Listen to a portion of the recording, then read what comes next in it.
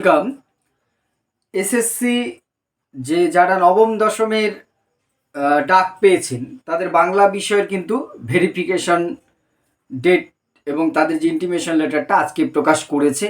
অনেকে হয়তো ইতিমধ্যে ডাউনলোড করেছেন, যারা করেননি তারা কিন্তু ওয়েবসাইট থেকে বাংলা বিষয়ের যারা আছে নবম দশমের তারা কিন্তু ইন্টিমেশন লেটারটা ডাউনলোড করতে পারেন। কবে কার পড়েছে 13 থেকে 17 বিভিন্ন রকম ডেট দেখছিলাম, আপনারা সেই ডেট অনুযায়ী অফিসে যাবেন এবং কী কী ডকুমেন্টসগুলো নিয়ে যাবেন আরও একবার দেখে নেব আমরা। আর একটা বিষয় দেখেছেন হয়তো যে বেশ কিছু প্রার্থী, তার মধ্যে পলিটিক্যাল সায়েন্স একাদশ দ্বাদশের ইতিহাস এবং একজন বোধহয় কম্পিউটার অ্যাপ্লিকেশন ওরা আছেন, 12 জন প্রার্থী, তাদের সবাই রিজার্ভ ক্যাটাগরি, পিএইচ ক্যাটাগরি। তাদের রেকমেন্ডেশন লেটারের কিছু টেকনিক্যাল এরর ছিল, সেটা কিন্তু আবার নতুন করে দেবে, অফিস থেকে যে নিয়ে আসতে হবে। কবে কোথায় যাবেন সেটাও কিন্তু এসএসসি জানিয়েছে। এবার ভেরিফিকেশন নবম দশমের ধীরে ধীরে চলছে, আমরা দেখছি। বাংলা বিষয়ের ভেরিফিকেশন কবে হবে অনেকে জানতে চান, জানতে চাওয়াটাই স্বাভাবিক যারা এই বিষয়ের আছেন। একে একে সব বিষয়ের এইভাবে করে আসবে। এই মুহূর্তে বাংলা বিষয়ের এসছে নবম দশমে, আজ থেকেই যে ইন্টিমেশন লেটারটা ডাউনলোড করে নিতে পারেন। যে বিষয়গুলো আপনারা ভেরিফিকেশনের সময় নিয়ে যাবেন, অনেকবার আমরা বলেছি বা এসএসসিও বলে দিয়েছে, আপনার ইন্টিমেশন লেটারটাই কিন্তু খুব সুন্দর করে দেওয়া আছে, একবার দেখে নেবেন। যারা এর পরবর্তী সময় ভেরিফিকেশনে যাবেন তারাও বিষয়গুলো একটু রেডি রাখবেন। অ্যাপ্লিকেশন ফর্ম যেটা আপনি ফিল আপ করেছিলেন তার যে একটা ফর্মটা আছে তার কপিটা অবশ্যই সাথে রাখবেন। ওইটা আপনার কিন্তু মোটামুটি রেখেই দিতে হবে, আপাতত সব কাজেই চাইবে। আর হচ্ছে ইন্টিমেশন লেটার, অর্থাৎ যে সাবজেক্টে যেদিন আপনাকে ডেকেছে সে তার কিন্তু একটা হার্ড কপি বের করে নেবেন, অর্থাৎ প্রিন্ট আউট। আপনার মোবাইলে শুধু থাকলে হবে না, তা কিন্তু প্রিন্ট আউট অবশ্যই সাথে করে নিয়ে যাবেন। একটা ফটো আইডেন্টিটি রাখবেন, Aadhaar card, PAN card, voter card এর মধ্যে থেকে যেটা ঠিকঠাক আছে, নামের স্পেলিং আপনার ডকুমেন্টসের সাথে, সেইটা অবশ্যই নেবেন। আর যারা কাস্ট কোনো ক্যাটাগরিতে আছেন, সে কাস্ট সার্টিফিকেটটা এসসি, এসটি, ওবিসি, ইডব্লিউএস, যে কোনো সার্টিফিকেটগুলো কিন্তু একটা জিনিস মাথায় রাখবেন, 21/7/2025 এর আগে ইস্যু হতে হবে।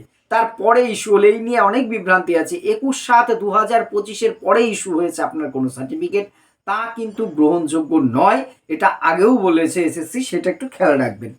আর পিএইচ ক্যাটাগরি থাকলে তার সার্টিফিকেট এবং আন্ডার গ্র্যাজুয়েট, পোস্ট গ্র্যাজুয়েটের ডকুমেন্ট, বিশেষ করে নবম দশমের ক্ষেত্রে আন্ডার গ্র্যাজুয়েটটাই বেশি প্রয়োজনীয়। যা যা আছে আপনার একাডেমিক যতগুলো কাগজ আছে সবই কিন্তু নিয়ে যাবেন। আপনার পোস্ট গ্র্যাজুয়েট ডিগ্রি থাকলে সেটাও রাখবেন। সবচেয়ে যেটা বেশি দেখছে সেটা হচ্ছে বিএডের সার্টিফিকেটটা।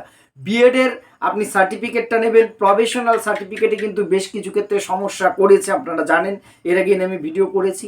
অনেক দিন সময় পেয়েছেন, আশা করি বেশিরভাগ জনাই অরিজিনালটা তুলতে পেরেছেন।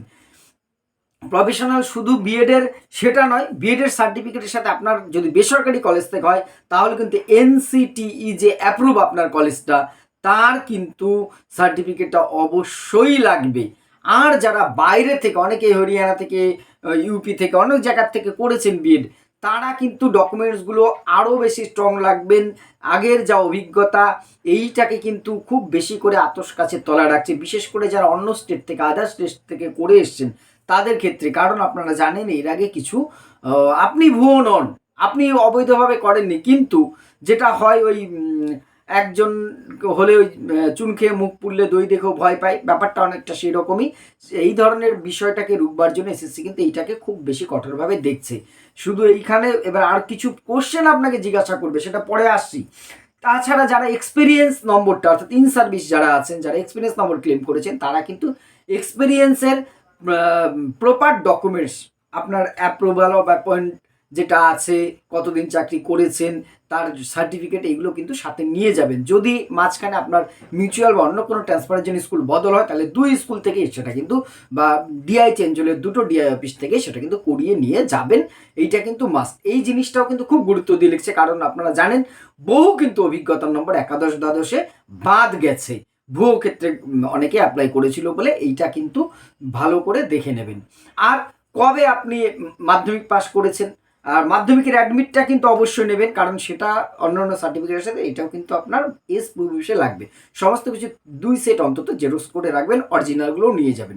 যেটা মনে রাখবেন, কত সালে মাধ্যমিক, কত সালে গ্র্যাজুয়েট, কত সালে বিএড, কোন ইউনিভার্সিটি, এইগুলো, নামের স্পেলিং, এগুলো জিজ্ঞাসা করছে ভেরিফিকেশনে। হয়তো অস্বস্তিকর আপনার জন্য, কিন্তু জিজ্ঞাসা করছে। বিশেষ করে নর্দার্ন রিজিয়নের থেকে কিন্তু এই খবরটা পেয়েছি। এটা কিন্তু জিজ্ঞাসা করছে অন্যান্য ডিভিশনে, কারণ তারা দেখছে সব ঠিকঠাক আছে কিনা। এই জন্য আমি বলবো এই বিষয়গুলো কমন জিনিস, আপনার কিন্তু ইন্টারভিউ নয়, তবু যেন একটা ছোটোখাটো ইন্টারভিউর মতন ডকুমেন্টস ভেরিফিকেশনের সময় ওরা দেখছে কাগজগুলো, আপনাকে জিজ্ঞাসা করছে। যখনই আপনি যদি ঠিকঠাক না বলতে পারেন একটু তখন কিন্তু আবার সেই বিষয়গুলোকে আবার রিচেক করছে, ভেরিফাই করছে। ফলে এই জিনিসগুলো একটু নিজের জানা জিনিস, আপনার জানা জিনিসই তবুও নার্ভাস হয়ে যায়, তাড়াহুড়োর টাইমে অনেক সময় গুলিয়ে ফেলি আমরা, সেটা না হয় এই জায়গাটা একটু দেখবেন। আর যেটা বললাম, যারা পিএইচ ক্যাটাগরির একাদশ দ্বাদশে পলিটিক্যাল সায়েন্স, হিস্ট্রি এবং কম্পিউটার অ্যাপ্লিকেশনে 12 জন প্রার্থী যাদের রিকমেন্ডেশনে কিছু টেকনিক্যাল ফল্ট ছিল, তাদের কিন্তু 16/4/2026 তারিখে 2 PM থেকে 5 PM, দুপুর 2টো থেকে বিকেল 5টার মধ্যে অফিসে ডেকেছে। সেখানে আপনাদের নতুন করে কিন্তু রেকমেন্ডেশন লেটারটা আবার দেওয়া হবে, এরকম একটা নোটিশ দিয়েছে, তাদের নামের লিস্টটাও দিয়েছে। আপনারা যারা এর মধ্যে আছেন তারা যে একবার দেখে নেবেন, অতটা টেনশন করার কিছু নেই। যারা কাউন্সিলিংয়ে যাচ্ছেন তাদের কিন্তু সাবস্টিটিউট ভ্যাকান্সিও বেরিয়ে আসে।